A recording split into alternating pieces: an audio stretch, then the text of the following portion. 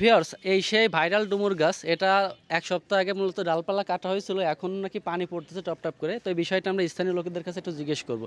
ভাই, এখানে মূলত কি হয়েছে একটু বলেন তো।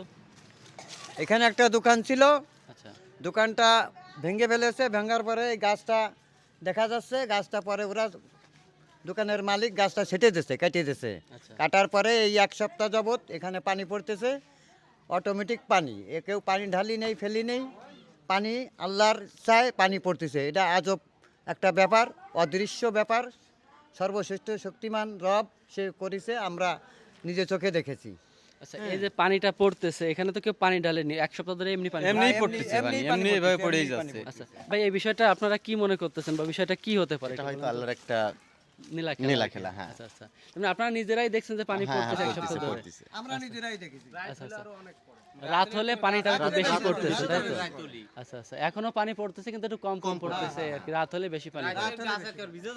ভিউয়ার্স, আপনারা বিষয়টা জানার চেষ্টা করলেন বা দেখানোর চেষ্টা করলাম, বিষয়টা কি হতে পারে আপনারা একটু কমেন্টে জানান। আর এই বিস্তারিত আমরা নেক্সট ভিডিওতে আপনার সামনে আপলোড করার চেষ্টা করব।